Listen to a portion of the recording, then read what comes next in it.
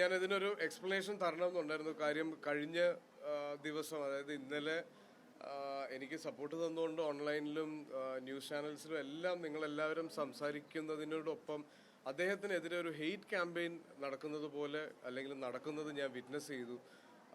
അതിന് ഒരു അവസരം ഉണ്ടാക്കരുത് എന്നുള്ളത് കൊണ്ടാണ് ഞാനിപ്പോൾ ഈ മീഡിയയായിട്ട് ഒരു ഇൻട്രാക്ഷൻ ഇങ്ങനെ ചെയ്യുന്നത്. എനിക്ക് സത്യം പറഞ്ഞാൽ എനിക്ക് ഇതിൻ്റെ അകത്ത് ആണെന്നോ കൂടുതൽ സംസാരങ്ങൾ ഉണ്ടാവണമെന്നൊന്നും ആഗ്രഹിച്ചില്ല. പക്ഷെ ഇന്നലെ ഉണ്ടാവുന്ന ഒരു ഹെയ്റ്റ് ക്യാമ്പയിനും അത് കാരണം അദ്ദേഹത്തിന് ഉണ്ടാവാൻ സാധ്യതയുള്ള അല്ലെങ്കിൽ അദ്ദേഹം ഇപ്പം ഫേസ് ചെയ്ത പ്രശ്നങ്ങൾ ഞാൻ കാണുന്നത് കൊണ്ടാണ് ഞാനിപ്പോൾ ഇന്ന് സംസാരിക്കുന്നത്. അത് ആ മൊമെന്റിൽ അദ്ദേഹത്തിന് തോന്നിയത്, ഒന്ന് അദ്ദേഹത്തിനെ സ്റ്റേജിലേക്ക് വിളിക്കുന്ന സമയത്ത് അദ്ദേഹത്തിന്റെ പേര് തെറ്റി വിളിക്കുകയും അദ്ദേഹത്തിന് വിളിക്കാൻ മറന്നു, വിളിക്കാനായിട്ട് ബാക്ക് സ്റ്റേജിൽ നിന്ന് റിക്വസ്റ്റ് ചെയ്ത സമയത്ത് അദ്ദേഹത്തിന്റെ പേര് മാറ്റി വിളിക്കുന്ന ഒരു അവസരം ഉണ്ടായി. അപ്പോൾ എല്ലാ മനുഷ്യരും ഉണ്ടാവുന്ന ഒരു ചെറിയ ടെൻഷൻ അദ്ദേഹത്തിന് ഫീൽ ചെയ്തിട്ടുണ്ടാവാം. ഞാൻ മൊമെന്റോ കൊടുക്കുന്ന സമയത്തും അദ്ദേഹത്തിന് കാലിനൊരു ബുദ്ധിമുട്ടുള്ളത് കൊണ്ട് സ്റ്റേജിലേക്ക് കയറാൻ പറ്റാതിരിക്കുന്നു. അപ്പോൾ ഒരുപാട് പ്രശ്നങ്ങളുടെ ഇടയിലായിരുന്നു അദ്ദേഹം ഉണ്ടായിരുന്നത്. അപ്പോൾ ആ ഒരു മൊമെന്റിൽ ചിലപ്പം നമ്മളെല്ലാ മനുഷ്യന്മാരും റിയാക്ട് ചെയ്യുന്നത് പോലെ തന്നെയാണ് അദ്ദേഹം ചെയ്തത്. പക്ഷെ അത് ക്യാമറ ആംഗിളിലൂടെ വരുന്ന സമയത്ത് അത് കുറച്ച് എവിഡൻ്റായി അത് ഫീൽ ചെയ്തു എന്നാണ് എനിക്ക് തോന്നുന്നത്. എനിക്ക് അതിൻ്റെ അകത്ത് 100% ഒരു രീതിയിലുള്ള വിഷമമോ പരിഭവമോ ഉണ്ടായിട്ടില്ല. തീർച്ചയായിട്ടും ആ അവസരത്തിൽ അദ്ദേഹം അങ്ങനെ ചെയ്തിട്ടുണ്ടെങ്കിൽ അദ്ദേഹം അനുഭവിച്ചുകൊണ്ടിരുന്ന എന്തെങ്കിലും രീതിയിലുള്ള ഒരു പിരിമുറുക്കത്തിലായിരിക്കണം. അല്ലാതെ എനിക്ക് അതിൻ്റെ അകത്ത് ഒരു ബുദ്ധിമുട്ടും ഫീൽ ചെയ്തിട്ടില്ല. എൻ്റെ റിയാക്ഷനിൽ നിന്നും നിങ്ങൾക്ക് എല്ലാവർക്കും അറിയാം. ഞാനത് കൊടുത്ത് അദ്ദേഹം ജയരാജ് സാറിനെ വിളിക്കുന്ന സമയത്ത് ഞാൻ അവിടെ നിന്ന് മാറി നിൽക്കുകയും ചെയ്തു. കാര്യം എനിക്ക് അവിടെ ചെയ്യാനുള്ള കാര്യം ഞാൻ ചെയ്ത് കഴിഞ്ഞിരുന്നു. പിന്നെ ഞാൻ അവിടെ നിൽക്കുന്നതിൽ കാര്യമില്ല. അപ്പം ഞാൻ അങ്ങോട്ട് മാറിയിരിക്കുകയും ചെയ്തതാണ്. അത് ഇന്നലെ ഉച്ചയ്ക്കാണ്, എനിക്ക് നല്ല പനിയായിരുന്നു മിനിങ്ങാന്ന് മുതൽ. അപ്പം ഇന്നലെ ഉച്ചയ്ക്കാണ് ഞാനിത് ഓൺലൈനിൽ ശ്രദ്ധിച്ചതും ഇതിന് എന്ത് മറുപടി പറയണം എന്നുള്ളത് ഒരു കൺഫ്യൂഷനിലുമായിരുന്നു ഞാൻ ഉണ്ടായിരുന്നത്. കാര്യം ഞാൻ പറയുന്ന ഒരു മറുപടി ഇത് വേറൊരു രീതിയിലേക്കോ അല്ലെങ്കിൽ വേറൊരു തലത്തിലേക്കോ ഒന്നും പോകാൻ പാടില്ല. കാര്യം ഇത് റിലീജിയസ് ആയ രീതിയിൽ വരെ ഇത് ഡിസ്കസ് ചെയ്യപ്പെടുന്ന ഒരു അവസ്ഥയിലേക്ക് എത്തി. അങ്ങനെ ഒന്നുമില്ല. അതൊരു മൊമെന്റിൽ അദ്ദേഹമായ ഒരു തോന്നൽ അല്ലെങ്കിൽ ഒരു മിസ്അണ്ടർസ്റ്റാൻഡിങ് ആണത്. ഞാൻ ഇന്ന് രാവിലെയാണ് അദ്ദേഹവുമായിട്ട് ഫോണിൽ സംസാരിച്ചത്. അദ്ദേഹം സംസാരിക്കുമ്പോൾ ശബ്ദം ഇടറുന്നുണ്ടായിരുന്നു. അതെനിക്ക് ഒരുപാട് വിഷമം ഉണ്ടായി. എന്നോട് ഒരിക്കലും അദ്ദേഹത്തിൻ്റെ ഒരു പ്രായം വെച്ചോ സീനിയോറിറ്റി വെച്ചോ അദ്ദേഹം എന്നോട് മാപ്പ് പറയുന്ന ഒരു അവസ്ഥ വരെ കൊണ്ട് എത്തിച്ചു. അദ്ദേഹം എന്നോട് അങ്ങനെയാണ് സംസാരിച്ചത്. അപ്പോൾ അതിലൊക്കെ എനിക്ക് ഒരുപാട് വിഷമമുണ്ട്.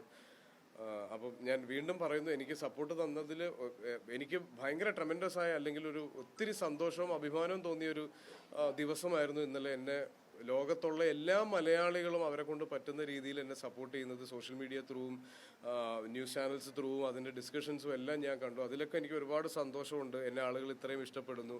കലയോളം തന്നെ കലാകാരനെ സ്നേഹിക്കുന്നവരാണ് മലയാളികളെന്ന് നമ്മൾ ഇന്നലെ തെളിയിച്ചു.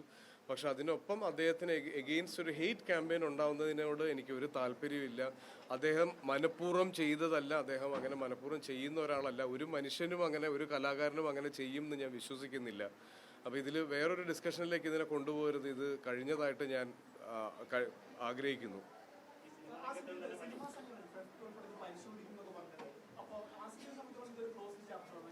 തീർച്ചയായിട്ടും ഞാനിതൊരു എൻ്റെ ഒരു ഓപ്പൺ ചാപ്റ്റർ പോലും അല്ല ഇത്. ഞാനിത് അന്ന് ആ ജയരാജ് സാറ് വന്ന് അദ്ദേഹത്തിന് മൊമെന്റം കൊടുക്കുന്ന സമയത്ത് തന്നെ എൻ്റെ റോൾ അവിടെ കഴിഞ്ഞതാണ്.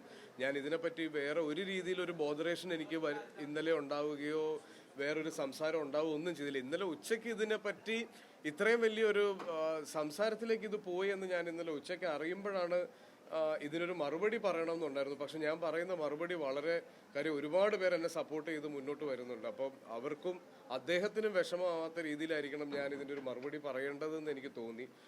അതാണ് ഞാൻ ഇത്രയും ലേറ്റ് ആയത്.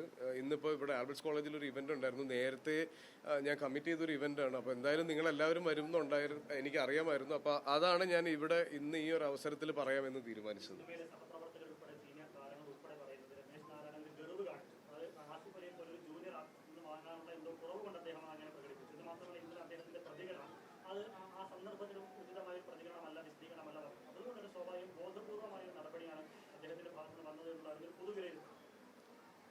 എതിരെ നിൽക്കുന്നവന്റെ മനസ്സൊന്ന് അറിയാൻ ശ്രമിച്ചാൽ തീരുന്ന പ്രശ്നങ്ങളല്ലേ ഉള്ളൂ. അത് കുഴപ്പമില്ല. അദ്ദേഹത്തിന് ആ മൊമെന്റിൽ ഉണ്ടായ എന്തോ ഒരു ടെൻഷൻ ആയിരിക്കണം. അത് എനിക്ക് ഹേർട്ട് ചെയ്തില്ലെന്ന് പറഞ്ഞാൽ ഞാൻ ആ മൊമെന്റോ കൊടുക്കാൻ എന്നെ വിളിച്ചു, ഞാൻ ആ മൊമെന്റോ കൊടുത്തു. പക്ഷെ അദ്ദേഹം ജയരാജ് സാറാണ് ആ സിനിമയുടെ സംവിധായകൻ. ജയരാജ് സാർ സ്റ്റേജിൽ കയറിയ സമയത്ത് കൂടെ കയറാൻ പറ്റാത്തതിന്റെ ഒരു വിഷമം ഉണ്ടായിരുന്നു. അപ്പൊ ജയരാജ് സാറിന്റെ കയ്യിൽ നിന്നാണ് അത് മേടിക്കാൻ അദ്ദേഹം പ്രിഫർ ആയതുകൊണ്ടാണ് ഞാൻ ബാക്കിലേക്ക് നിന്നത്. അല്ലാതെ എനിക്ക് അതിന്റെ അകത്ത് ഒരു രീതിയിലുള്ള വിഷമം ഉണ്ടായില്ല.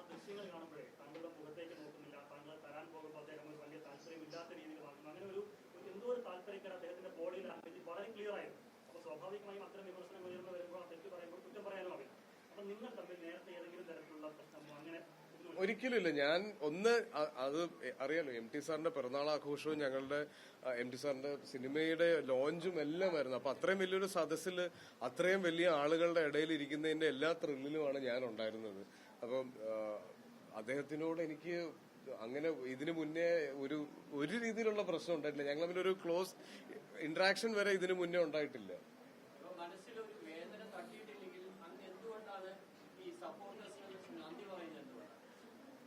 ചേട്ടാ,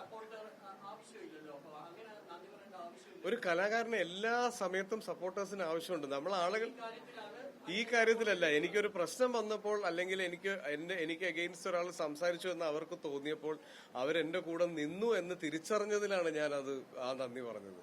അല്ലാതെ ഒരിക്കലും ഞാൻ അദ്ദേഹത്തിന് അഗെയിൻസ്റ്റ് നിന്നതിന്റെ പേരിലോ അല്ലെങ്കിൽ അങ്ങനെയൊന്നുമല്ല. ഇത്തരം ആളുകൾക്ക് എന്നെ ഇഷ്ടപ്പെടുന്നുണ്ട് അല്ലെങ്കിൽ ഇത്തരം ആളുകൾ എന്നെ അറിയുന്നുണ്ട് എന്ന് പറയുന്നതിലാണ് എനിക്ക് ഏറ്റവും സന്തോഷം. അതിനാണ് ഞാൻ നന്ദി പറഞ്ഞത്.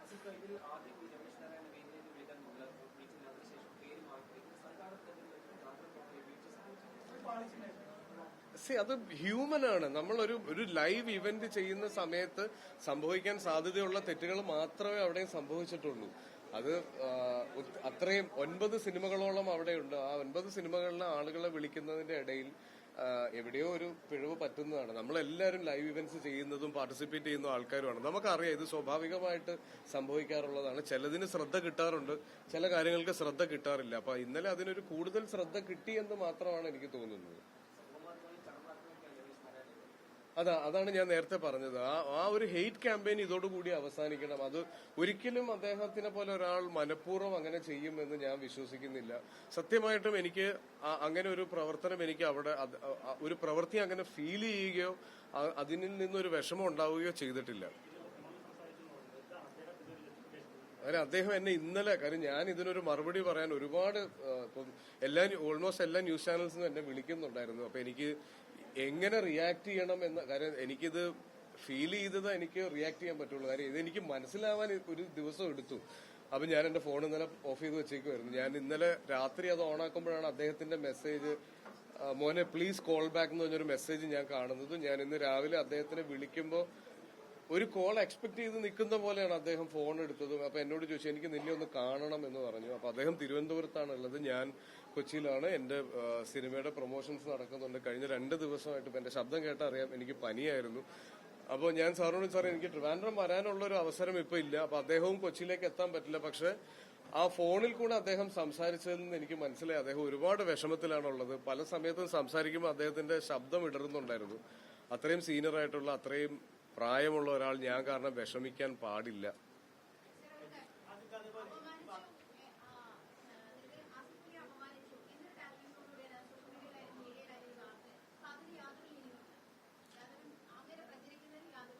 ഇല്ല, എന്നെ ഒരു രീതിയിൽ അദ്ദേഹം അപമാനിച്ചതായിട്ട് എനിക്ക് ഫീൽ ചെയ്തിട്ടില്ല. പക്ഷെ ഞാൻ അതിൽ കൂടുതൽ ഡിസർവ് ചെയ്യുന്നുണ്ടെന്ന് തോന്നിയ ആളുകൾക്കായിരിക്കാം അതെനിക്കൊരു അപമാനമായിട്ട് ഫീൽ ചെയ്തത്.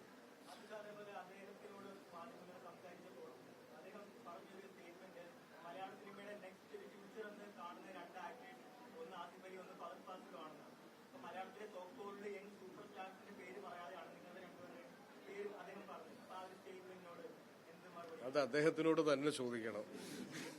Thank you. അപ്പൊ എനിക്കിത് പറയണമെന്നുണ്ടായിരുന്നു. ഞാൻ വീണ്ടും ആവർത്തിക്കുന്നു, അദ്ദേഹത്തിനെതിരെ ഒരു ഹെയ്റ്റ് ക്യാമ്പയിൻ നടക്കുന്നുണ്ടെങ്കിൽ അത് ഇതോടെ അവസാനിക്കണം. കാര്യം ഓൺലൈൻ അല്ലെങ്കിൽ മീഡിയ അല്ലെങ്കിൽ നമ്മൾ ഒരു അറ്റാക്ക് ചെയ്യപ്പെടുന്ന ഒരു അവസ്ഥ വരുമ്പോൾ എന്താണ് മനസ്സിലുണ്ടാകുന്ന വിഷമമെന്നും അദ്ദേഹത്തിന് ഇഷ്ടപ്പെടുന്നവരും അദ്ദേഹത്തിന്റെ ചുറ്റുമുള്ളവർക്കും ഉണ്ടാകുന്ന ബുദ്ധിമുട്ടും എന്താണെന്ന് നമുക്ക് എല്ലാവർക്കും അറിയാം.